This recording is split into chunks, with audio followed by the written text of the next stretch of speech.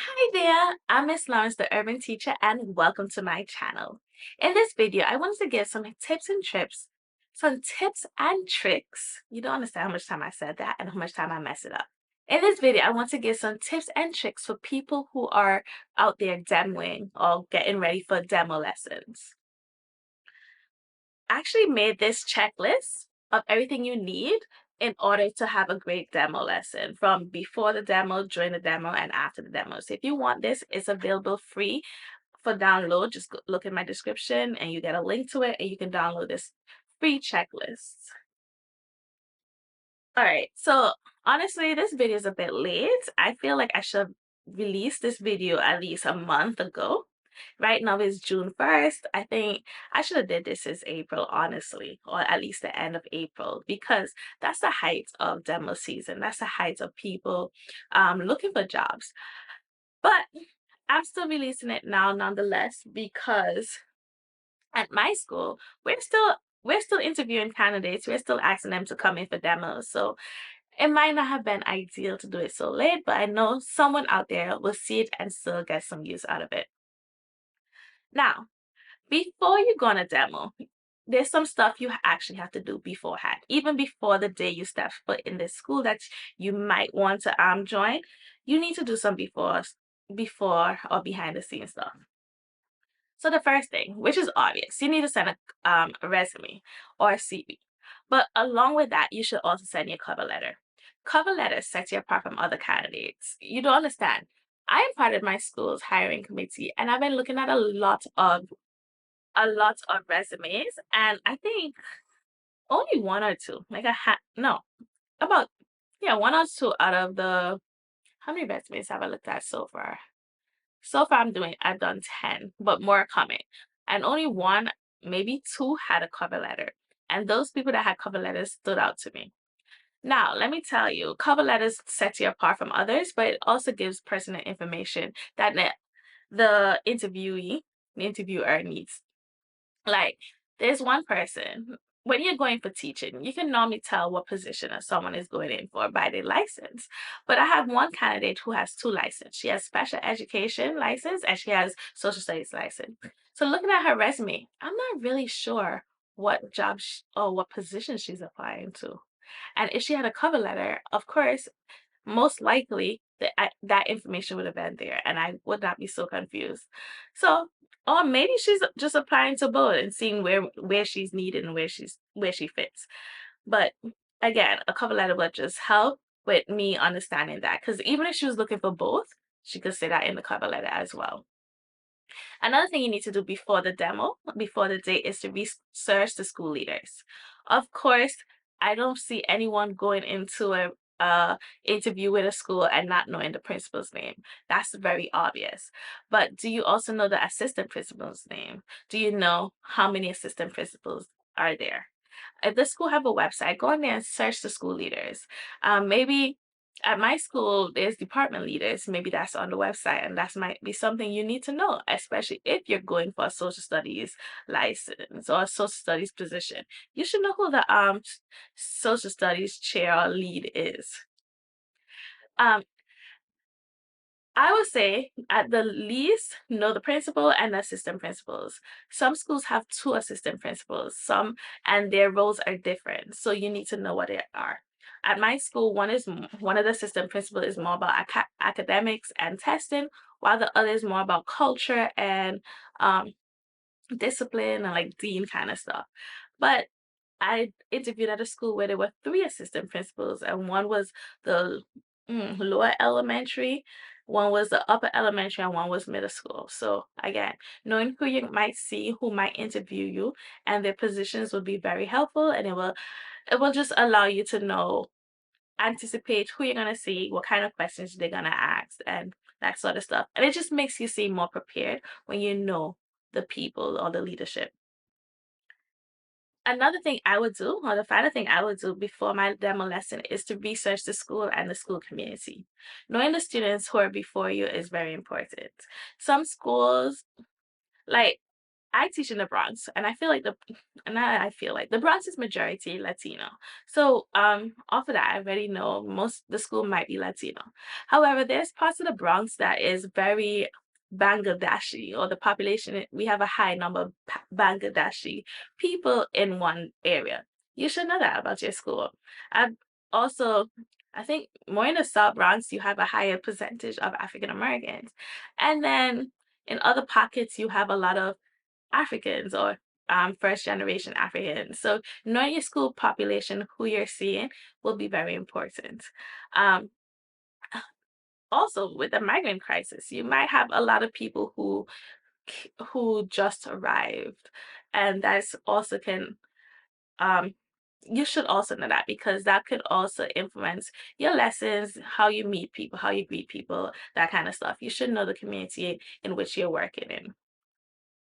At my school, we have a high population or high portion of homelessness, and it does impact learning.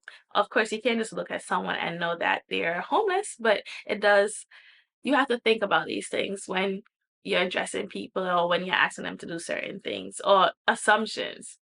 I remember in grad school that I learned that one teacher in some other, she was white, grew up in a very white, predominantly white neighborhood.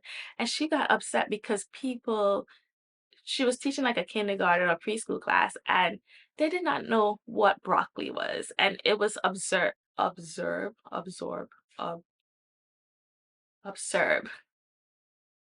absurd, absurd. I'm getting my B's and D's mixed up, to her, because she did not understand how no one would not know what broccoli was. And then I thought back, I always knew what broccoli was, but I didn't see my first broccoli until I came to America. Did I? I don't know. I know I didn't have asparagus until I was an adult. So it's like just understanding that, like, you're going into an immigrant community, you don't know what kind of fruits. Like, you need to know this in order to, that you don't get upset and frustrated because you don't understand people's culture, and their prior knowledge is not the same as yours.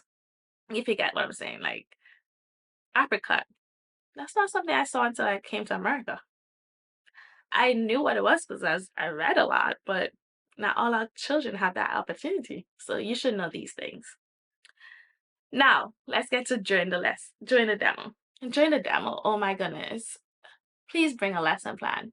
And when I say a lesson plan, I mean a fully developed lesson plan, not just a list of activities and like the timing. You need a full lesson plan with content standards, next generation literacy standards, the essential questions, lesson targets and objectives. Everything that a lesson plan needs, you need it. But I'm gonna go through it because I have this list.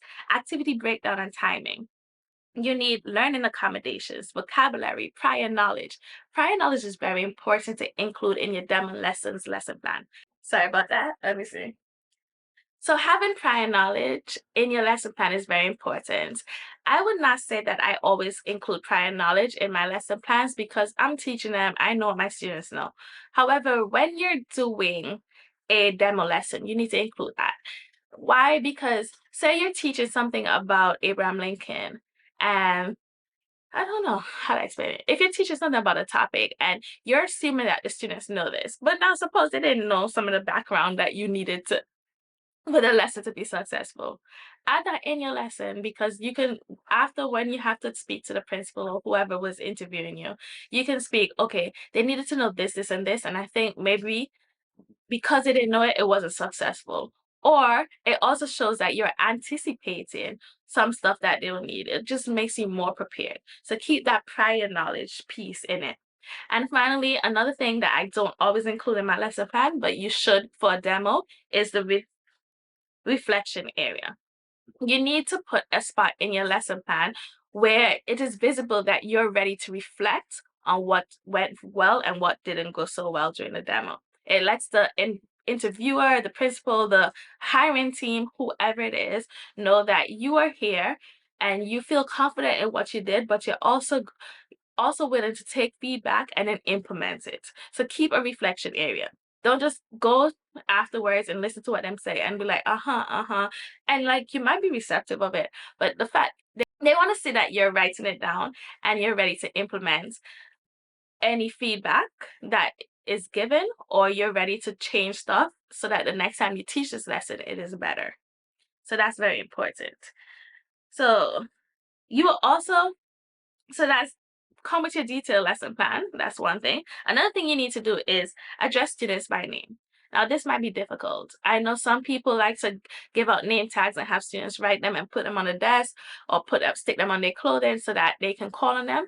But even if you don't have, you weren't that prepared to have these name tags ready, or you didn't have the markers or the tools, something simple as if you call on a student, um, hi, can you share your name and then an answer? Share your name and then an answer so that you have the opportunity to address that student by the name. You're like, thank you, so and so. So you're like, yes, young man, can you give me an answer and tell us your name? Something like that. What's your name and what's your answer? Oh, thank you, John. That was really good. Oh, you see, like you can address them by name.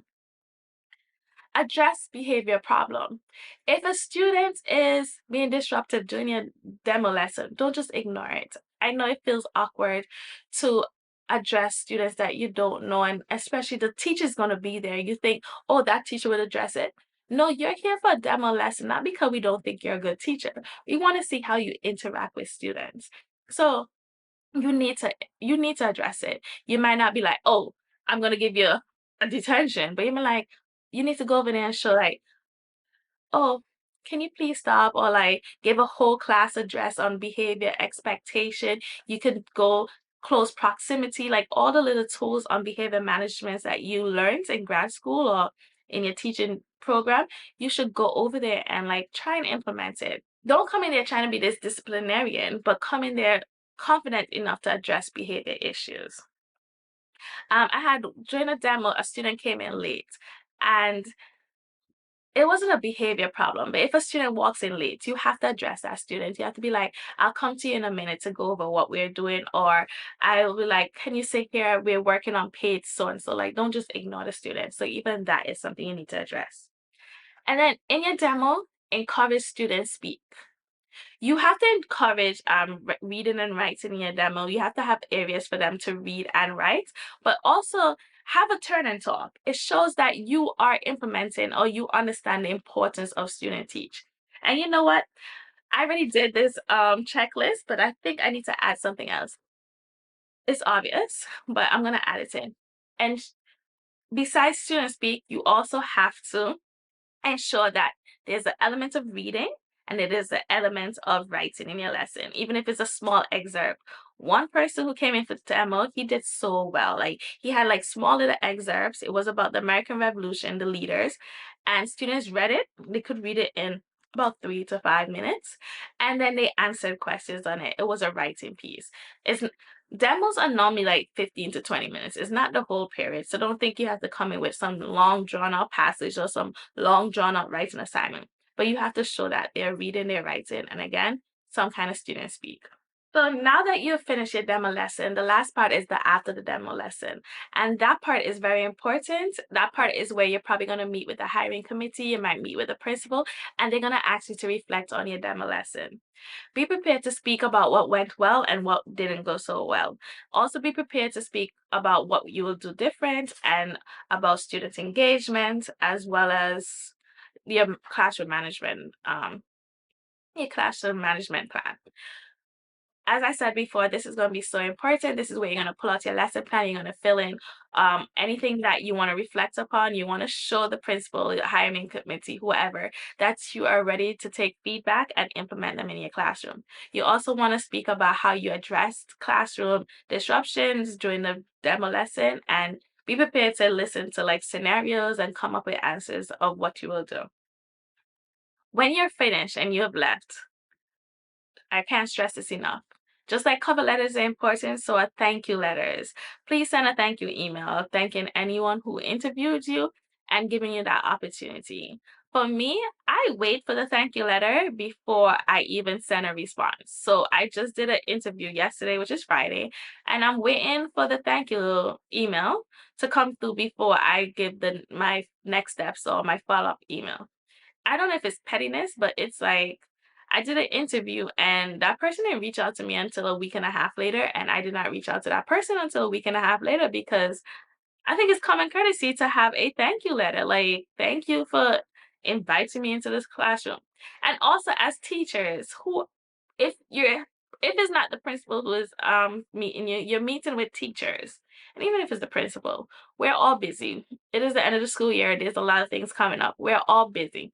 So I can say, oh, tomorrow I'm gonna email the candidates and let them know, give them an update. And then something happens and I'll say tomorrow, tomorrow, tomorrow, and it never happens. But if that candidate sent me a thank you letter, it'd be like, okay, let me respond before I forget. And it just makes it easier. It also let the interviewer know that you're still interested in the position because you were eager enough to go home and send a thank you letter. So I would say send a thank you letter within no more than 2 days after your interview. And then after that, and you got some update and they said, "Oh, we'll make decisions at the end of June," then you could wait for that. Or if you want to show that pressure that you're still interested in the position, I would say send a follow-up email 2 weeks after, a week or two after you have heard back from them. But that's my own opinion. So thank you letters are important, and then you can the last part about the follow-up email a week or two, that's optional. But if you're still interested in a position and that's the school you want to work in, send that. Let them know that you're eager to work. Anyways, my camera's overheated. I'm getting that message. So I want to just end it here. Again, if you want this checklist, I'm gonna add the two more details to it. But if you want this checklist, it is free for download. Just click in the description box below and you can get a free download. Again, thank you for watching my video. And if you need any support in anything, please like and subscribe to this channel. I'm going to give a lot of information about teaching, especially if you're a social studies teacher. This is a social studies teaching channel, but I've helped so many because I have other stuff on here like general education stuff. So again, thank you for watching and bye.